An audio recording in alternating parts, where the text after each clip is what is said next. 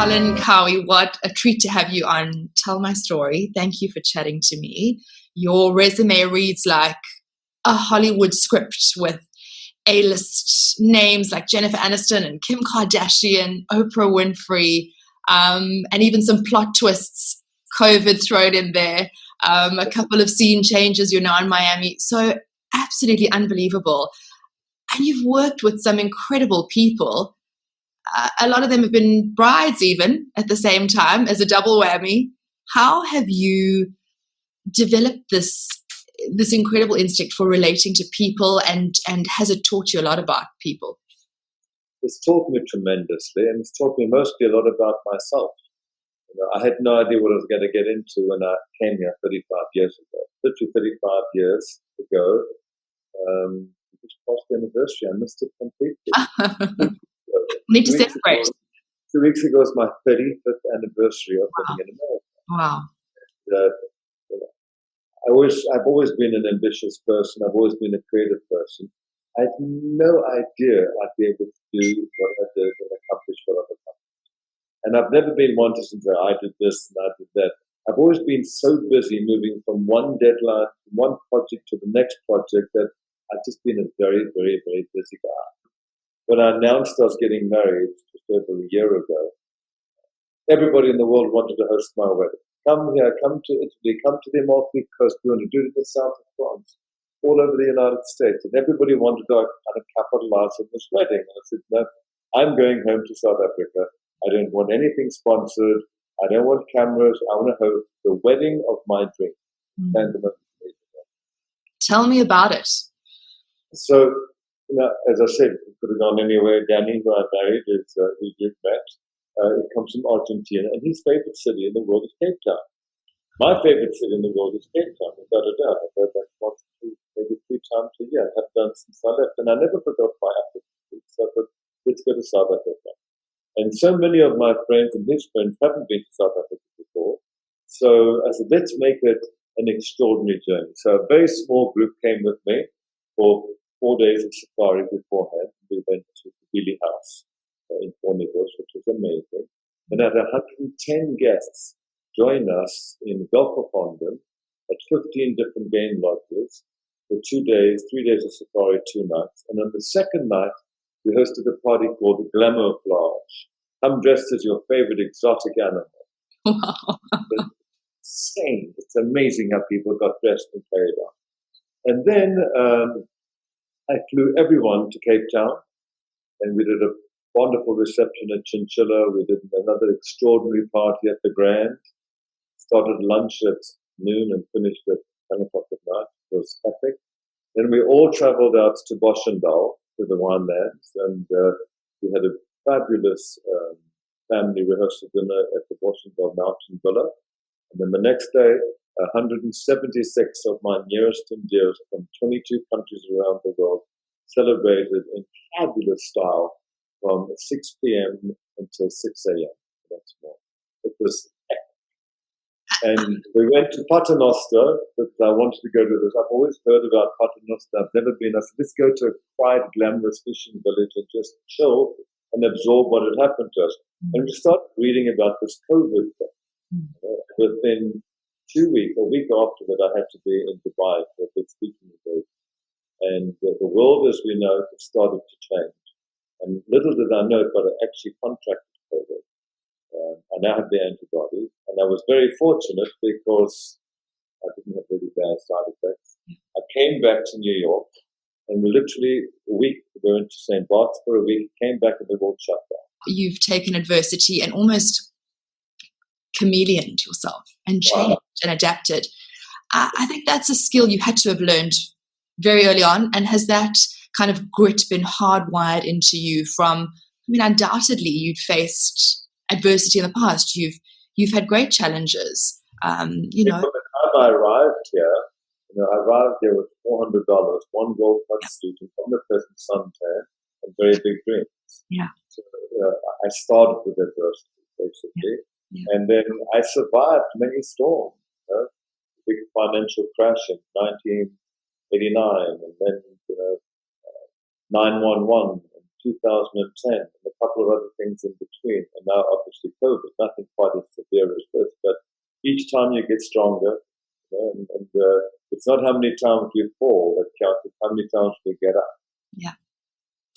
I know you're also an avid philanthropist, and you've raised hundreds of thousands of dollars for charities here, locally in South Africa and abroad. I'd love to hear about an Ubuntu Gala that is at the incredible Gotham Hall in New York, and how that translated into feeding hungry mouths in Africa. So it's interesting. I've never forgotten my African roots, and I find that a lot of the community in South Africa does not take care of those who really are in need.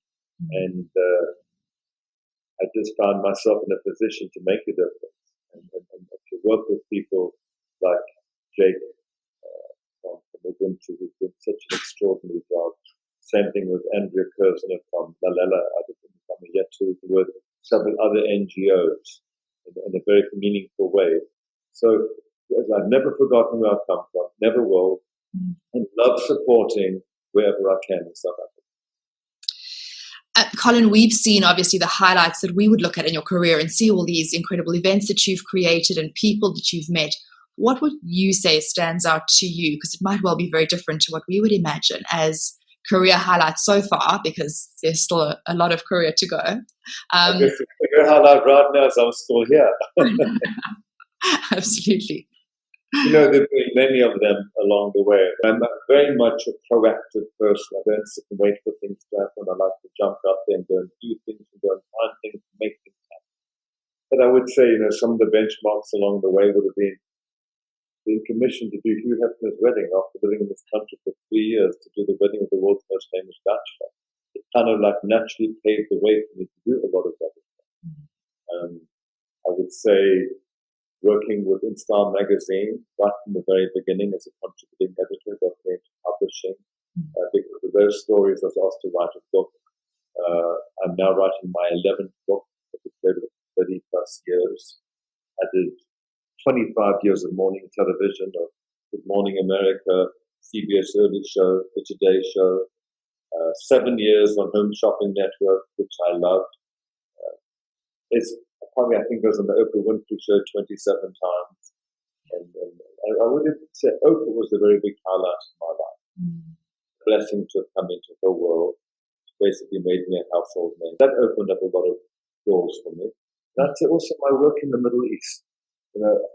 I kind of really was at the forefront of this business in the beginning in the business, like designing and producing events. Usually it was the social secretary for the caterer, a florist, a band, the printed invitations, but those were parties of the past.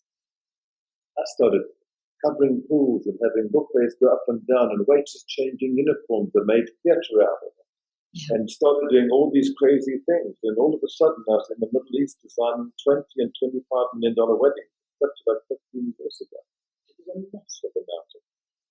And then I started doing a tremendous amount of, also very sad in March this year to see the passing of Saul Kersner, who was a tremendous friend and an amazing mentor to me, an unbelievably loyal friend. I think I opened up almost every one of his resorts around the world. Look, the world is far more tolerant than it was in the 80s, I would imagine. I mean, I would hope. It's still got a long way to go. But how did you jump from small town South Africa with this big dream? And I even remember speaking to you about being in the army. To say, I'm a simple boy from Africa, blessed with good taste and style. For me, it's about dreaming. Yeah. And it costs nothing to dream. If you dream small, you get small ideas. If you dream big, you get big results. So I literally, anything I've kind of set my mind to do or wanted to do, I did.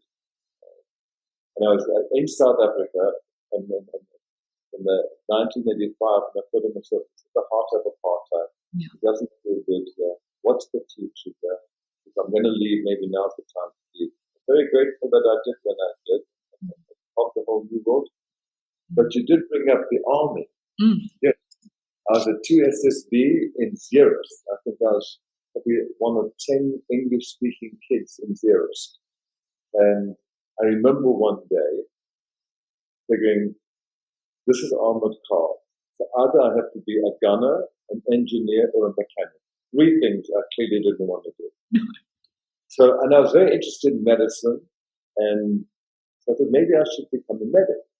So, but I couldn't get into the medics. I thought, I'm going to get into the sick bay one way or another. So I threw an epileptic seizure that Meryl Streep would have been so proud of. You didn't.